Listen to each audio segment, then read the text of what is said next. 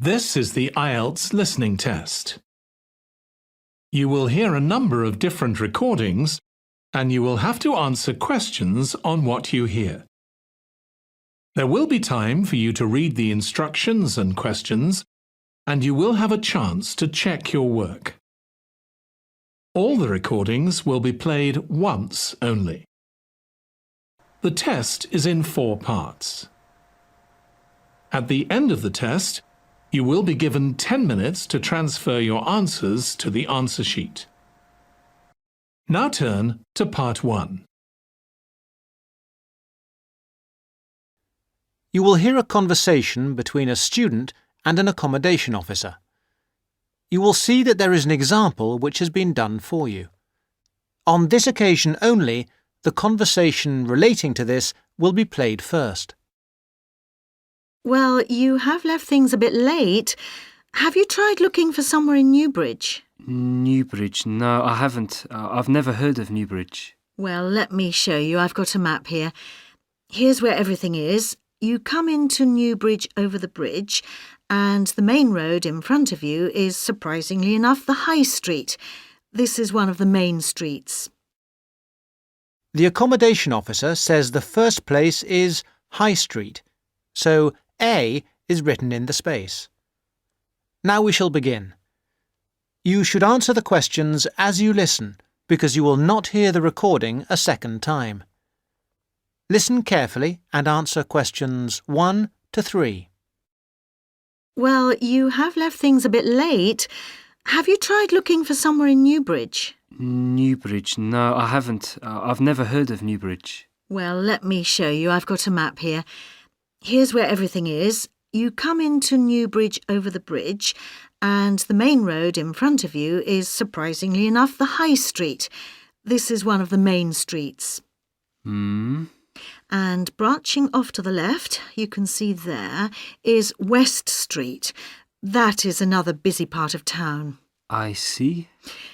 Now, as I was saying, here is the High Street, and here is West Street going left. Now, if you go along West Street, the first place you come to on your right is the supermarket. It's not a very big one, but it's got most things you're likely to need. Next to it, there's the Old Town Hall. I say the Old Town Hall because it is about 100 years old, but it will soon make way for a car park, I'm afraid. I suppose the car is king. Now, opposite the supermarket is the railway station. You can get very frequent buses and trains from here into the university.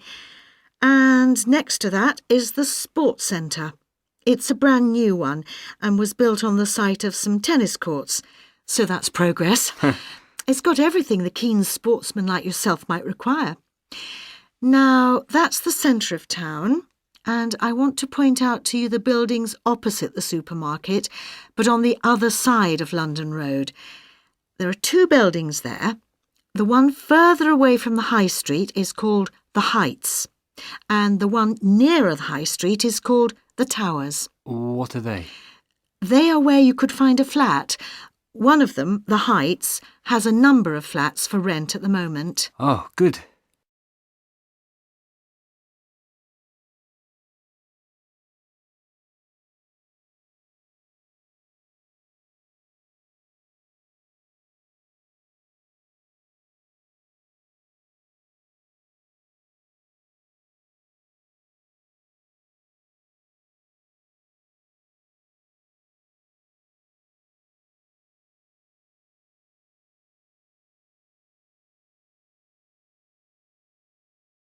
Exam listening.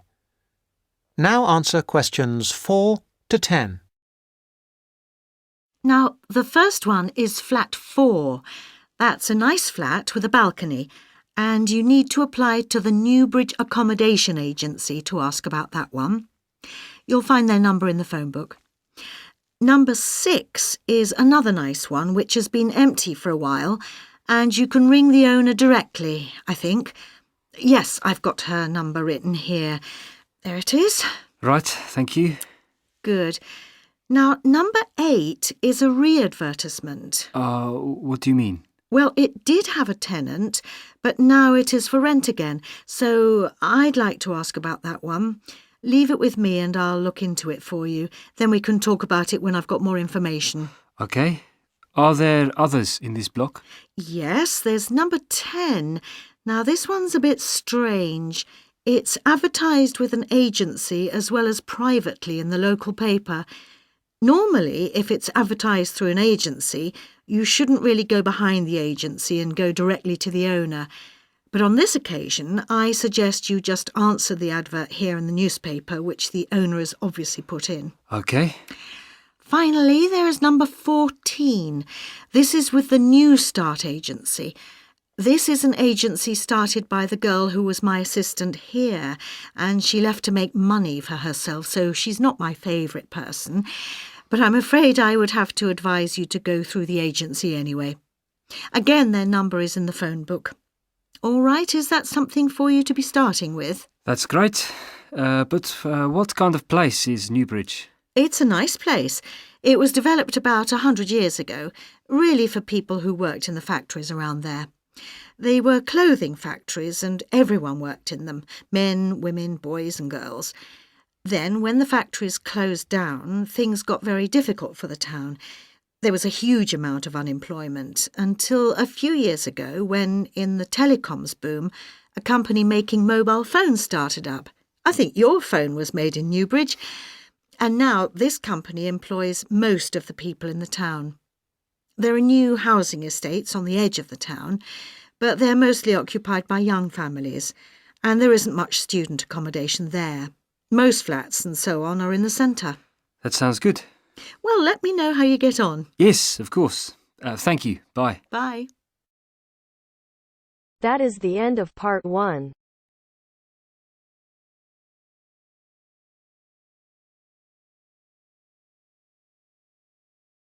Now turns to part 2.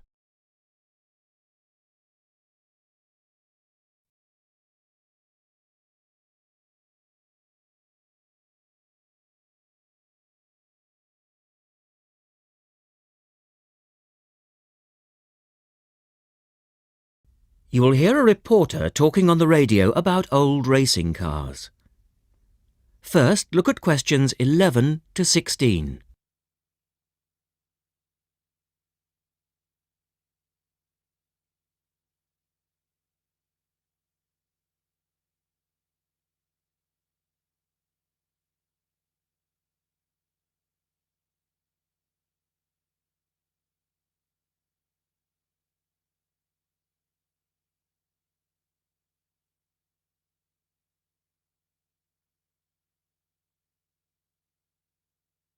As you listen to the first part of the talk, answer questions 11 to 16.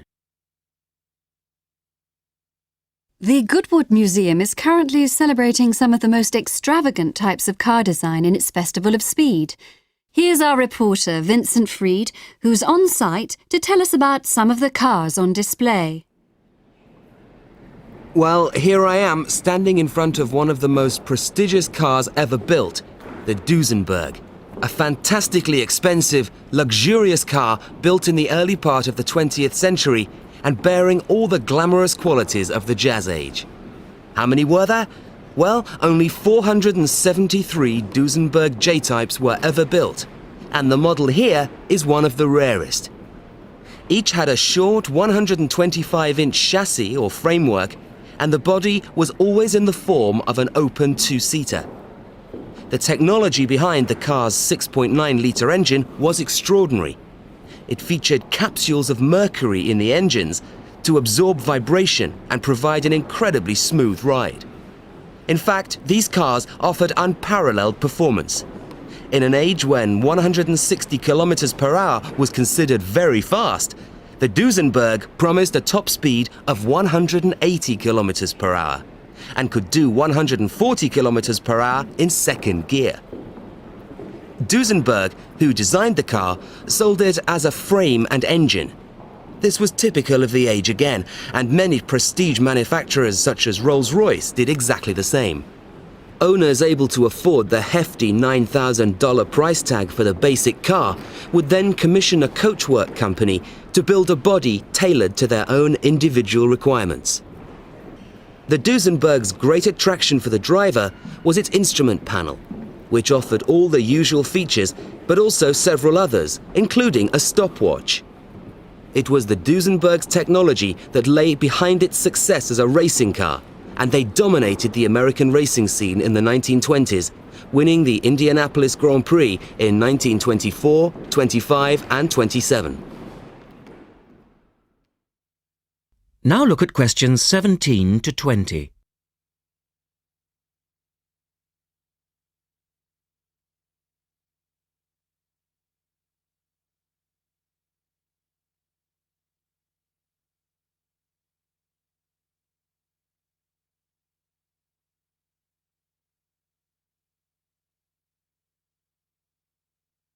As the talk continues, answer questions 17 to 20. On to another celebrity, the 1922 Leia Helica. Only 30 of these French propeller cars were built, and the model here at Goodwood, which was the fourth to be made, is thought to be the only surviving example still capable of running. The brains behind this car was Marcel Leia, who was an aviation pioneer first and foremost, and the influence of flying is quite apparent in the car. The Leia very strongly resembles a light aircraft with its front propeller, but in this case, it's minus any wings, of course. It's quite odd to think that this car was whirring through France just as the Duesenberg was blasting down roads at 160 kilometers per hour across the Atlantic. The Leias were used regularly in France in the 1920s and were even produced in saloon and van form, as well as two-seater. The Leia matched its propeller drive with its equally bizarre steering, which used the rear rather than the front wheels. But despite looking rather frail, it was a tough machine. In fact, when troops tried to steal it during the Second World War, the car's baffling design was clearly beyond the would-be thieves, and it ended up being driven into a tree, breaking the propeller. And now for the Firebird. This extraordinary car was first... That is the end of part 2. You now have half a minute to check your answers.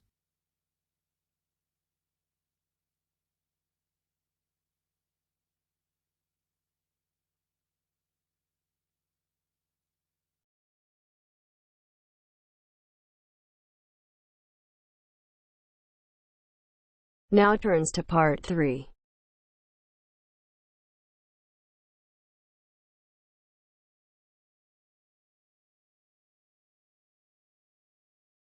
In this section, you are going to hear a conversation on animal protection. First, you have some time to look at questions 21 to 25.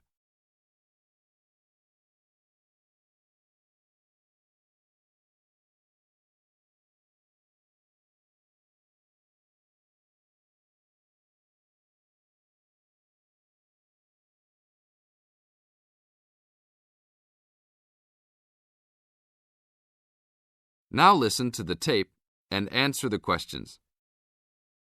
Thanks for joining us today, Mike. How did Baja California become a consideration for a condor release? Our recovery plan for California condors requires us to re-establish the birds in as much as their former range as possible. Baja, being the southernmost recent range for the California condor, works well in that they were only recently lost from the area, mid-1930s, and considerable habitat still remains. It is very isolated with very few people in the area. The mountains are spectacular, ranging up to 10,000 feet, or 3,000 meters. Our selected release site is at nearly 8,000 feet, 2,400 meters. Mike, how many birds do you envision flying free in this area, Baja, in the future? We will be releasing 4 to 8 birds on a yearly basis and will reconsider the situation when we have 20 birds in the area. What age do the birds have to be before moving them? That's a good question. Typically, we move them at 8 months to 18 months old, Birds are ready to fledge, or leave, from the nest at 6 to 7 months of age.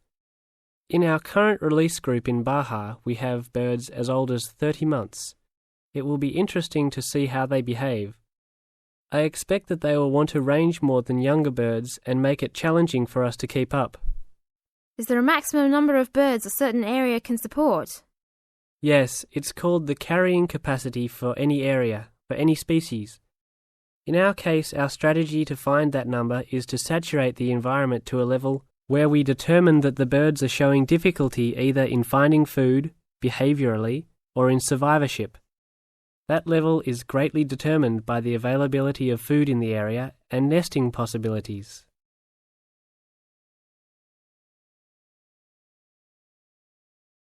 Now look at questions 26 to 30.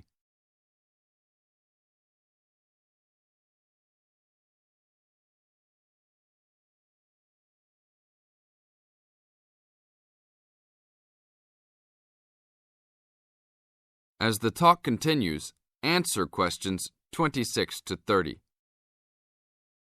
What do you hope to accomplish with this release in the long run? I expect that well within 10 years the condors will be flying north and joining birds already released in Southern California. Hopefully we will reach at least 150 birds in each of these populations within about 15 years. What would you say is the biggest contribution to the California Condor program's success?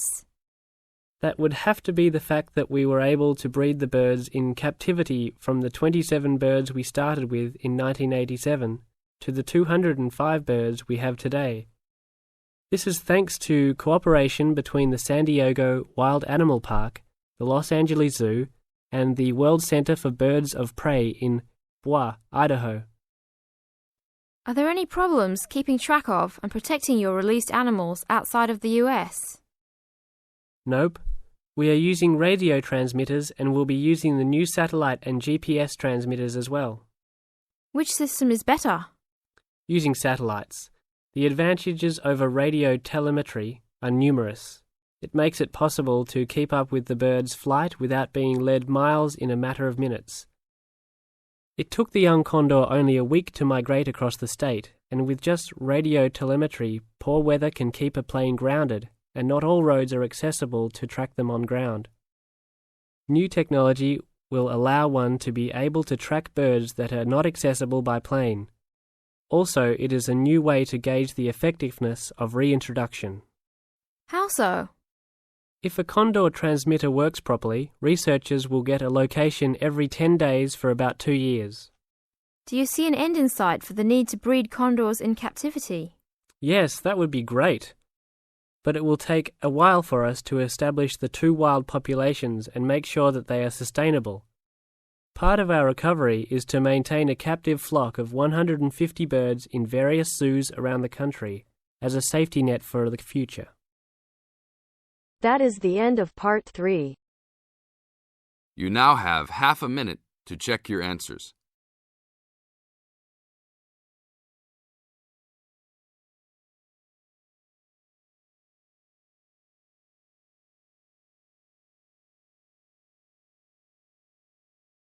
Now turns to part 4.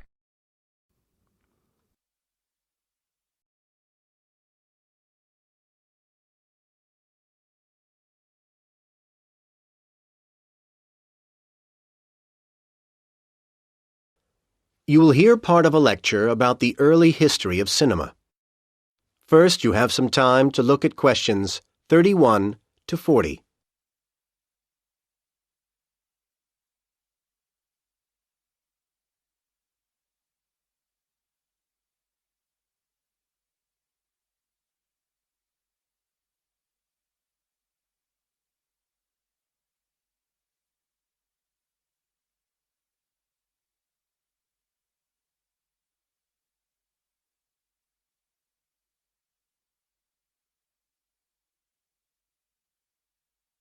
Now listen to the lecture and answer questions 31 to 40. Now, we all take the wonders of the cinema very much for granted these days, but cinema really is a very recent phenomenon. It has moved from its origins in the simple still camera to the dazzling computer-generated graphics of today in little over 100 years. Perhaps the real beginning of cinema was the cinematograph, a moving camera invented by the Lumiere brothers. As the excitement at the early screenings of short, simple moving pictures spread, competition developed rapidly, and soon cameras such as the American Biograph were on the market. Advertisements asserted that the Biograph did not shake as much as the cinematograph. Meanwhile, permits were required for outside filming, and import licenses were difficult to obtain for equipment, and there were other difficulties for cameramen. When the Lumiere brothers went to film the crowning of Tsar Nicholas II in Russia in 1896, the camera's ticking noise led people to believe it was a bomb. Although this confusion was resolved, disaster struck at the ceremony when a stand of spectators collapsed and the huge crowd panicked. The cameramen kept filming. It was the first time such events had been filmed, and this marked the beginning of a new concept of journalism. Well, the technology continued to develop rapidly, and often secretly. The thrill of invention and the prospect of riches to be made drove experimenters along. But historians of cinema face difficulties in establishing if an apparatus functioned in the way that its makers asserted. Everyone was keen to say that their machine was the best, of course. In some cases, however, we do have reliable records or evidence in the equipment itself, and then we can see the details of the evolution of the technology. By about 1890, for example, the Frenchman Marais had arrived at results of startling clarity in sequential images. He also had the idea of recording images on a long strip of paper that unrolled in front of the lens instead of on separate plates, but he found it impossible initially to ensure that this strip would have regular movement. As we step into the 20th century, however, we see much progress has been made, and there are many examples of what we would today recognise as films. Questions of the art form were now as important as questions of what was technologically possible, and filmmakers searched around for ideas to draw on.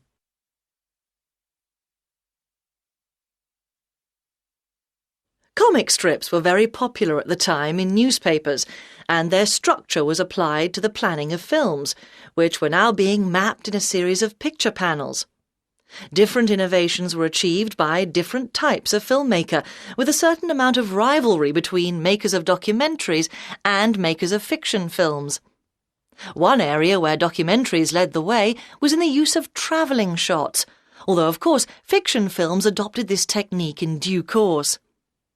Various sources for stories were developing, and each would have an impact on the way the story was filmed. For example, filmmakers started to use greater numbers of shots when chase films became popular, because they wanted to show the various stages of the policeman running after the bandit and so on. And it wasn't just different kinds of story that were driving filmmakers to think up new techniques. Other technology also played its part. The telephone was growing in use, and filmmakers came up with the idea of splitting the screen image into two parts to show telephone conversations. All this growing sophistication in the shooting of films began to make the whole process of creating them more challenging. The very first films consisted of single shots and were straightforward to take from shooting to showing them to audiences. However, as the filming developed into multiple shots, then editing emerged as an essential ingredient of the process. Cinema was growing up. Well, next I'd like to turn your attention to some of the issues that I believe were... That is the end of part 4. You now have half a minute to check your answers.